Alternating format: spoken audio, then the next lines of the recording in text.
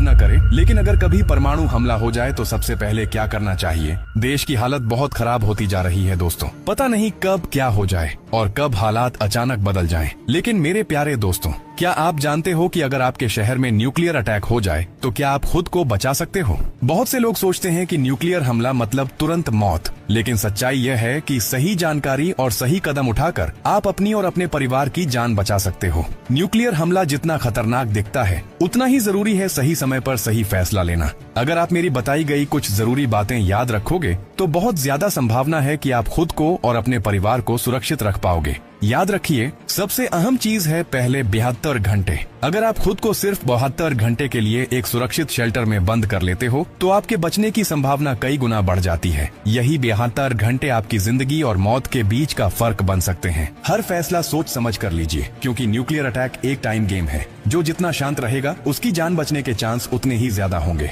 और याद रखिए, ये जानकारी सिर्फ आपके लिए नहीं बल्कि आपके परिवार, दोस्तों, पड़ोसियों और पूरे समाज के लिए है। क्या आप अकेले सुरक्षित रहना चाहते हैं? नहीं ना? तो इस जानकारी को हर उस इंसान तक पहुंचाइए जिसकी जिंदगी की आपको परवाह है। हो सकता है आपकी एक शेयर से किसी माँ का बच्चा जिंदा रह जाए, किसी पिता की आखिरी उम्मीद बच जाए, किसी बहन का भाई लौट कर घर आ जाए। और यही तो असली इंसानियत है। एक सुबह जब आप नींद से जागें, आसमान पर एक तेज सफेद रोशनी फट जाए और धरती कुछ सेकंड के लिए कंपा उठे। यह कोई सपना नहीं होगा, ये होगा परमाणु हमला। और अगर ऐसा कभी हुआ तो उस दिन ना मोबाइल काम करेगा, ना इंटरनेट, और ना ही सरकारी घोषणा आएगी। उस दिन सिर्फ आपकी समझदारी और तात्कालिक फैसले ही जिंदा रखेंगे। सबसे पहला काम, अगर आप दिल्ली, मुंबई, हैदराबाद, चेन्नई या किसी अन्य बड़े और व्यस्त महानगर में रहते हैं तो एक पल भी इंतजार मत करना। ये शहर दुश्मन की पहली पसंद होते हैं, क्योंकि इनकी जनसंख्या घनत्व और राजनीतिक मिलिट्री महत्व उन्हें निशाना बनाते हैं। यदि आपके पास मौका हो तो बिना पीछे देखे किसी ग्रामीण इलाके, किसी दूर के कस्बे या भरोसेमंद रिश्तेदार के गांव की ओर निकल जाइए। जितना दूर उतना बेहतर। दूसरा, अगर बाहर निकलने का समय नहीं मिला और धमाके की आहट आपके कानों तक पहुंच चुकी है तो किसी मजबूत और गहरे स्थान की खोज में लग जाइए। किसी मेट्रो स्टेशन का सबसे नीचे वाला स्तर, किसी बिल्डिंग का पक्का बेसमेंट या फिर बंकर जैसे बने पुराने सरकारी ढांचे, ये सब आपकी सुरक्षा के लिए बेहतर साबित हो सकते हैं। जितना नीचे उतना जिंदा रहने का चांस ज्यादा।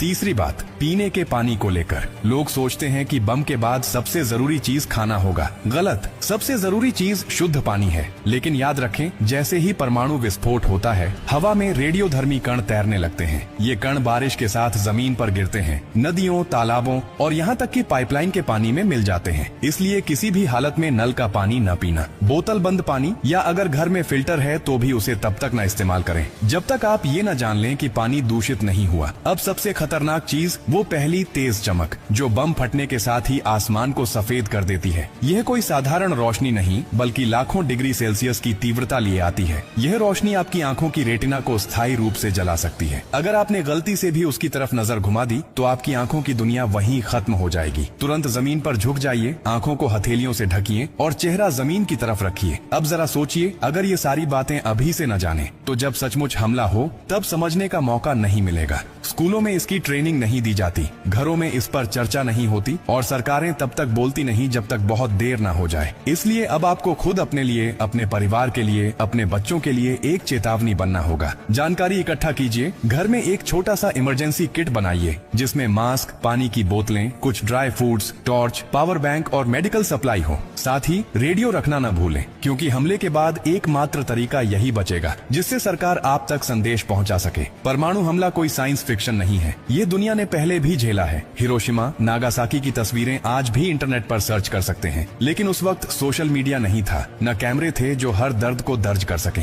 अगर अब ऐसा हुआ तो यह पीढ़ियों तक असर डालेगा। आपकी हड्डियों में रेडिएशन बस जाएगा, बच्चों का भविष्य अपंग हो जाएगा और आपकी जिंदगी, जैसा आपने कभी सोचा भी नहीं, राख में तब्दील हो जाएगी। तो अगली बार जब आप कोई सफेद रोशनी देखें जो आपको अपनी ओर खींचे, याद रखिए वह सूरज नहीं, वह मौत हो सकती है। जब आप जिंदगी बांट रहे हैं तो एक वादा भी कीजिए, डॉक्टर कार्डियो की हर पोस्ट से कुछ सीखेंगे और दूसरों को भी सिखाएंगे, क्योंकि हमारा मकसद सिर्फ कंटेंट नहीं, आपकी सुरक्षा है, आपकी जिंदगी है। तो इस जानकारी को हर उस इंसान तक पहुंचाइए जिसकी जिंदगी की आपको परवाह है। हो सकता है आपकी एक शेयर से किसी माँ का बच्चा जिंदा रह जाए, किसी पिता की आखिरी उम्मीद बच जाए, किसी बहन का भाई लौट कर घर आ जाए। और यही तो असली इंसानियत है।